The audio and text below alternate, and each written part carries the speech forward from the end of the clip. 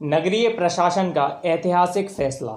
माननीय न्यायालय के द्वारा पारित निर्णय के परिपालन में फैसला लेते हुए नगरीय निकाय में पदस्थ प्रभारी सीएमओ बनकर कार्य कर रहे कर्मचारियों को उनके मूल पद पर कर दिया है। प्रथम आदेश में 50 लोगों को उनके मूल पद पर किया गया है, जिसमें धार नगर पालिका राजगढ़ सहित 50 लोगों को निकाय के मूल पद पर नियुक्त के आदेश जारी किए हैं। नगरीय प्रशासन का ऐतिहासिक फैसला जबलपुर हाईकोर्ट ने दिया है। फैसला लंबे समय से नगरीय प्रशासन में जिन प्रशासनिक सुधारों की कमी महसूस करा रहा था, उन्हें अब लागू किया जा रहा है और उम्मीद की जा रही है कि इससे प्रशासन की प्रभाविता बढ़ेगी। 22 अप्रैल 2015 में हाईकोर्ट द्वारा दिए गए फैसले पर अब सरकार द्वारा अमल किया जा रहा है। आइए जानते हैं क्या है मामला। अब तक मुख्य नगर पालिका अधिकारी फीडर कैडर से नहीं होते थे, मतलब प्रशिक्षित नहीं होते थे। उनका मूल पद कुछ और होता था और इन्हें प्रभारी मुख्य नगर पालिका अधिकारी के तौर पर पदस्थ कर दिया जाता था। इसी वजह से उनकी कार्य संस्कृति संदेह के घेरे में होती थी। इसी का विरोध में 2012 और 2015 में जबलपुर हाईकोर्ट ने 2 याचिकाएं दायर की गईं, जिसका निर्णय हुआ। कोर्ट ने 2013 और 2015 में दिया, मुख्य नगर पालिका अधिकारी पद पर कर्मचारियों की नियुक्ति फीडर कैडर व्यवस्था से की जाएगी, मतलब प्रशिक्षित अधिकारियों को नियुक्ति की जाएगी।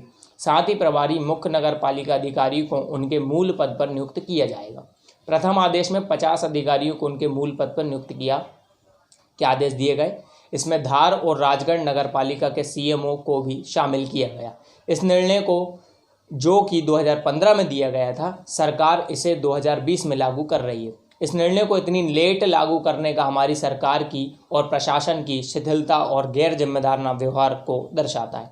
इस दौरान नगरीय प्रशासन में कई त्रुटियां हुई हैं। लाल फीताशाही, ज़रूरी कामों की फाइलों को देरी से आगे बढ़ाना, भाई भतीजाबाज और भ्रष्टाचार, उन्हीं अधिकारियों की नियुक्ति करना जिनके राजनेता या अन्य अधिकारियों से अच्छे संबंध हैं, पारदर्शिता और जवाबदेहिता का अभाव, अप्रशिक्षित अधिकारियों को नियुक्त कर देना जिन्हें काम का कोई अनुभव नहीं है। नगरीय प्रशासन को, जो कि लोकतांत्रिक विकेंद्रीकरण का माध्यम है, उसमें नियुक्ति संबंधी मामलों में इतनी त्रुटियां होना एक लोकतांत्रिक देश के लिए अच्छे संकेत नहीं है।